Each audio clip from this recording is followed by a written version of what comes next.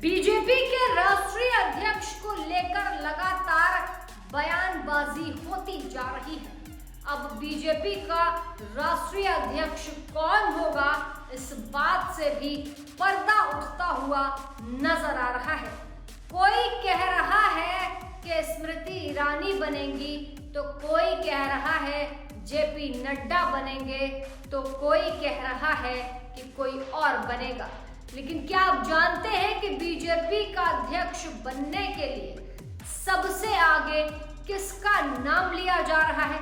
कौन है वो शख्स जो बीजेपी के अध्यक्ष बनने की लिस्ट में पहले नंबर पर नजर आ रहे हैं, जिसके लिए आरएसएस भी मंजूरी दे रही है, योगी आदित्यनाथ भी मंजूरी दे रहे हैं।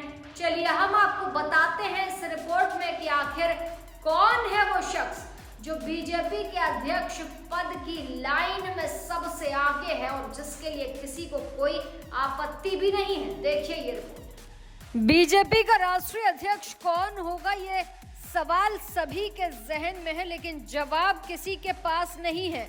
हालांकि आप अलग अलग प्लेटफॉर्म्स पर जाएंगे तो आपको अलग अलग दावे ठोकती हुई रिपोर्ट्स जरूर दिखेंगी, जिसमें कोई कहेगा कि भूपेंद्र यादव को इस बार बीजेपी का राष्ट्रीय अध्यक्ष बनाया जाएगा, कोई स्मृति ईरानी के अध्यक्ष बनने का दावा कर रहा है, कोई अनुराग ठाकुर का दावा कर रहा है।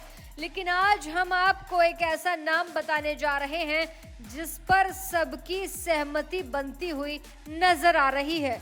सबकी किसकी? आरएसएस की, योगी आदित्यनाथ की, नितिन गडकरी की, साथ साथ प्रधानमंत्री नरेंद्र मोदी की, अमित शाह की, राजनाथ सिंह की, और माना यह जा रहा है कि ये वो नाम है जो बहुत अच्छे से बीजेपी को चला सकता है।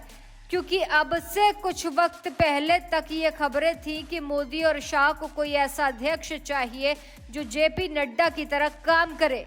आप समझ रहे होंगे कि हम किस दिशा में ये कह रहे हैं, यानी कि हाँ में हाँ मिलाने के लिए बात हो रही है।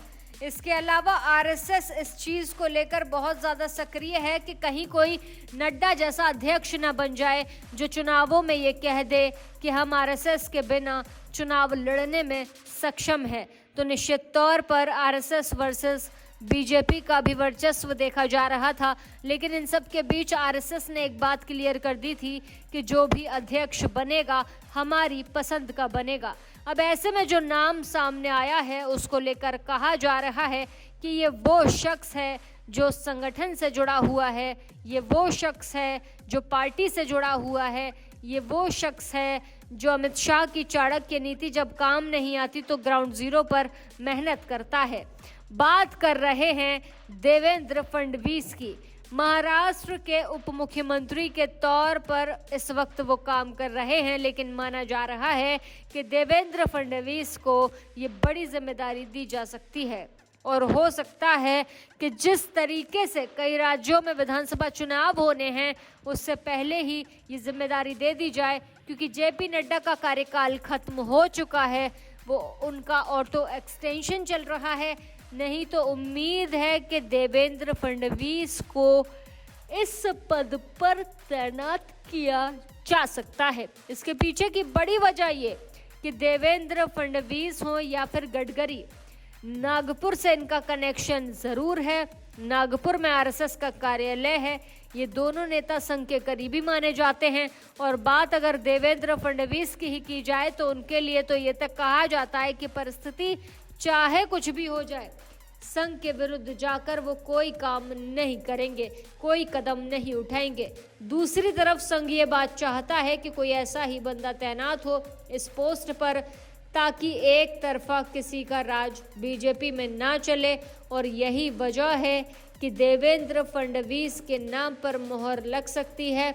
अब मोदी और शाह का इसमें क्या स्टैंड है ये भी बता देते हैं। मोदी और शाह को लेकर ये कहा जा रहा है कि क्योंकि इस बार बीजेपी चाहती है कि किसी ब्राह्मण चेहरे पर दाव लगाया जाए, और शायद इसीलिए देवेंद्र फडणवीस के लिए मोदी और शाह की भी सहमति है, क्योंकि देवेंद्र फडणवीस ब्राह्मण है और इस वक्त ठाकुरों की अगर बात की जाए तो वोट बैंक बीजेपी के पक्ष में है।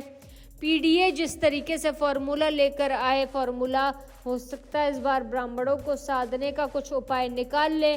तो ऐसे में बीजेपी एक मैसेज देने की कोशिश कर रही है कि हमारे अध्यक्ष ही ब्राह्मण हैं और वो वोट बैंक साधने की फिराक में हैं। तो कुल मिलाकर अगर देखें तो देवेंद्र फडणवीस का नाम प्रमुख तौर पर आगे चल रहा है। बाकी आपको क्या लगता है कि देवेंद्र फडणवीस को ये कमान सौंप देनी चाहिए या नहीं, ये हमें कमेंट सेक्शन में ज़रूर बताइएगा। ऐसी ताज़ा तमाम बड़ी अपडेट्स के लिए आप देखते रहें अपना उत्तर प्रदेश।